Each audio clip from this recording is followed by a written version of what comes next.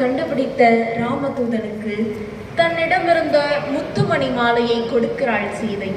அதை வாங்கிய அனுமன் ஒவ்வொன்றாக கடித்து பார்க்கிறான். ஏன் இப்படி செய்கிறாய்? வினவுகிறாள் சீதை. அனுமன் சொல்கிறான், எனக்கு எங்கெங்கிலும் ராமனும் சீதையும் இருக்க வேண்டும் என்று. அதுபோல மேடை பேச்சு என்றாலே எனக்கு உணர்ச்சி கவிஞர் ஐயாவின் வரிகள் தான் தொடக்க பாடலாக இருக்க வேண்டும். அவர் நீக்கமர நிறைந்திருக்கும் இந்த அவையில் இல்லாமலா? அடடா தமிழா, எடடா படனி, அடிமை விலங்கை உடைத்தெறி, இடடா ஆணை கொடடா செந்நீர் இனத்தை காக்கும் நாள்குறி, நடடா களத்தே எடடா கைவாய் நடவன் பகைவன் தலைவரி, தொடடா போரை விடடா கணைகள் சுடடா இரட்டும் தீப்பொறி என்ற உணர்ச்சி கவிஞரின் வரிகளோடு அவையினருக்கு என் அன்பு வணக்கம். காளி தமிழகத்தின் போர் குறியீடு, தாய்மொழி குமுகத்தின் அடையாளம்.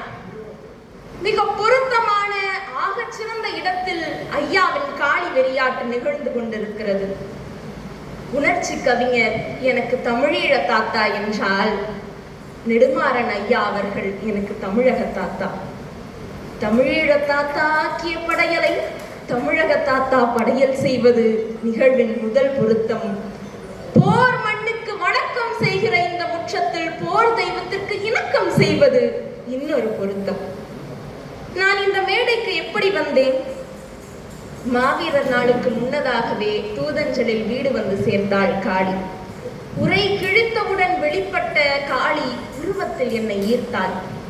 பிரபாகரன் நெருப்பின் பிறப்பு, தமிழீழம் என்னும் நெருப்பு ஆகிய ஐயாவின் புத்தகங்கள் எல்லாம் உள்ளும் புறமும் நெருப்பாயிருக்கும். தந்தையிடம் சொன்னேன், காளியும் அப்படித்தான் நெருப்பாய் இருக்கிறது அப்பா என்று. கவிஞரிடம் அலைபேசியில் பேசும் பொழுது இதை தந்தை குறிப்பிட்டிருக்கிறார். அப்படியா சொன்னாள் என் பேத்தி? நல்ல பார்வை நல்ல பார்வை என்றாராம். அதன் விளைவு பெருமிதம் பொங்கும் இந்த அரங்கில் உங்கள் முன் இப்படி நின்று கொண்டிருக்கிறேன். கற்றறிந்த சான்றோர் நிறைந்திருக்கும் இந்த அவையில் பேச வேண்டும் என்ற தயக்கத்தை தாண்டி என் பாட்டன் காசியை பற்றி பேசுவதா, இனத்தின் பாட்டி காளியை பற்றி பேசுவதா என்ற தயக்கமே என்னுள் எஞ்சி நிற்கிறது. காளியை தம் நெருப்பு தமிழால் எழுதிய உணர்ச்சி கவிஞரின் விரல்களை பார்க்கிறேன். உணர்ச்சி மேலிட உடல் சிலிர்க்கிறது. தமிழீழத்தில் கிருமியாய் நுழைந்த ஸ்ரீ எழுத்தை அழிக்கும் போராட்டம். எல்லோரும் பொது இடங்களில் அழித்துக் கொண்டிருந்தார்கள். கவிஞரோ காவல் நிலைய பலகையில் அழித்தார். விளைவுகளை எதிர்கொண்டே அவர் விடுதலை போரில் கால் வைத்தார். காவல் நிலைய பலகையில் கை வைத்தார். அவருக்கு தெரியும், கைகள் தலைப்படுத்தப்படும், தடிக்குச்சிகள் தசை தின்னும், சப்பாத்துகள் நெஞ்செலும்பை முறிக்கும். எல்லாம் அவருக்கு தெரியும்.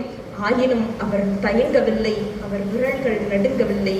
மாணிக்க வாசகர் பாடுவாரே, மேதான் விதர் விதர்த்துன் விரையார் கடற்கென், கைதான் தலை வைத்து கண்ணீர் ததும்பி பெதும்பி உள்ளம், பொய்தான் தவிர்த்துன்னை போற்றி சயசய போற்றி என்னும், கைதான் நெகிழவிடேன் உடையாய் என்னை கண்டுகொள்ளே என்று.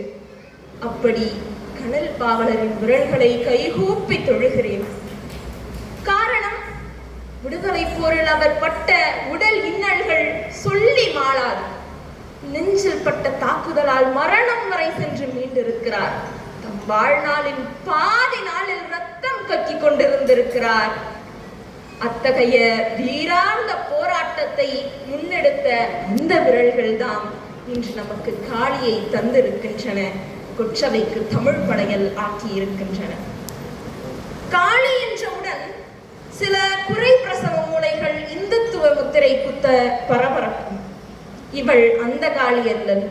எங்கள் கவிஞரும் நீங்கள் எதிர்பார்க்கும் ஆள் அல்ல. மரங்கடை கூட்டிய குடிநிலை சிறந்த கொற்றவை நிலையும் மத்தினை புறவே என்று தொல்காப்பியம் தொடங்கி கடல்கள் செல்வி என்றும் காலமற் செல்வி என்றும் காடு விழா என்றும் பழையோள் என்றும் சங்க இலக்கியம் கொண்டாடியதே அந்த கொற்றவைதான் இந்த காளி. இந்த காளியை முன்வைத்தே உலகத்தின் அறத்தவறல்களை சாடுகிறார். தமிழின விடுதலைக்கும் பாடுகிறார். பாரதிதாசன் பாடிய காளியிலிருந்து இந்த காளி தனித்தன்மை வாய்ந்தவள்.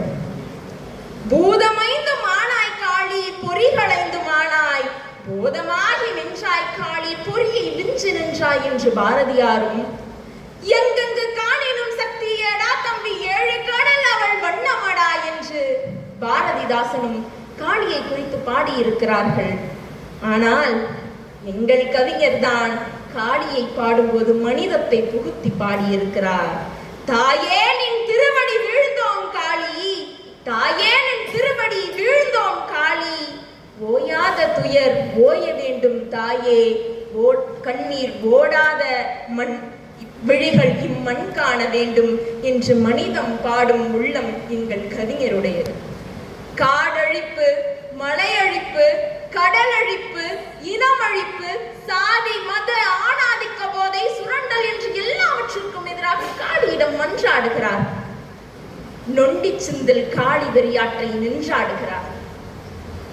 கவிஞரின் பா வடிவ தேர்ந்தெடுப்பை மெச்ச தகுந்தது என்றுதான் சொல்ல வேண்டும். புதுக்கவிதைக்கு இலக்கணம் செய்தவர் தாச தமிழனார் ஐயா என்றால் அதற்கு வகைமைப்படுத்தி காட்டியவர் கவிஞர் என்று நான் உறக்கச் சொல்வேன். சிந்தல், நறுக்கு, பொழிச்சல் என்று வகைமைப்படுத்தி வரையறை செய்ததோடு பொழிச்சல் என்ற தனி நூலையே ஆக்கி காட்டியிருந்தார். மரபு கவிதை வடிவங்கள் எல்லாம் வாழ்விழந்து விட்டன என்ற கூற்றுக்கு பிரபாகரன் என்னும் நெருப்பு, பெண்பா என்ற வெண்பா நூல்களின் மூலம் மரண அடி கொடுத்தார். இவரின் மரபு கவிதைகளை படித்து இன்புற்ற சீபா ஆதித்தனார் உணர்ச்சி கவிஞரின் பாடல்களில் உரிமை மேல ஒளி கேட்கிறது என்று உச்சி முகர்ந்தார். சிந்தின் உச்சகட்டம் காவடி சிந்து என்பர். ஆனால் அதன் வளர்ச்சியை சித்தர் பாடல் என்று சொல்லலாம். கடுவடி சித்தர் பாடலை பாருங்கள். பாபஞ்செய்யாதீரு மனமே, நாளை கோபஞ்செய்தே யமன் கொண்டோடி போவான். பாபஞ்செய்யாதீரு மனமே, சாபம் கொடுத்திடலாமோ, விதி தன்னை நம்மாலே தடுத்திடலாமோ, கோபம் தொடுத்திடலாமோ, இச்சை கொள்ள கருத்தை கெடுத்திடலாமோ. இப்போது காளியை பாருங்கள். தந்தான தானன தானா, தான தந்தான தானன தானன தானா, எக்காலும் செல்வர்க்கே ஞாலம் ஆயின் ஏழையர் வாழ்வுக்கு யாரம்மா மூலம். முக்கி நின்றுழுவான் பாட்டாளி, சென்னல் முற்றிட பற்றுவான் வயல் முதலாளி. தந்தன தானன தானா, தான தந்தன தானன தானன நானா, தந்தன தானன நானா, தான தந்தன தானன தானன நானா. மக்கள் பொருள் நீலை தாழ்வு, தாயை பணியும் வரை இங்கு விடியுமோ வாழ்வு. உக்கி கிடந்தது நாடு, காளி உடுக்கை உருமணி அதிர நின்றாடு. இப்படி இருக்கிறது எங்கள் காளி வெறியாட்டு. குற்றவை விரும்பும் துணங்கை கூத்தின் உச்சத்தை தொட்டு ஆனந்த களிப்பு என்னும் பேரின்ப களிப்பில் உட்கார வைத்திருக்கிறதே, இதுதான் இறைமைக்கு அருகில் இட்டு செல்லும் காளி வெறியாட்டு. இதை காசி ஆனந்தனின் காளியை கைதொழுதேத்தி வணங்கினேன் என்ற வண்ணதாசனின் வரிகள் மூலம் நானும் வணங்குகிறேன். எனது வேலை எழுதுவதும் போராட தூண்டுவதும் மட்டுமன்று, போராடுவதும் தான் என்ற மக்கள் பாவலர் இன்குலாப்பின் இலக்கியத்திற்கு முன் தோன்றிய இலக்கணமாய் வாழும் தமிழீழ தாத்தாவின் தாழ் பணிந்து விடைபெறுகிறேன். நன்றி, வணக்கம்.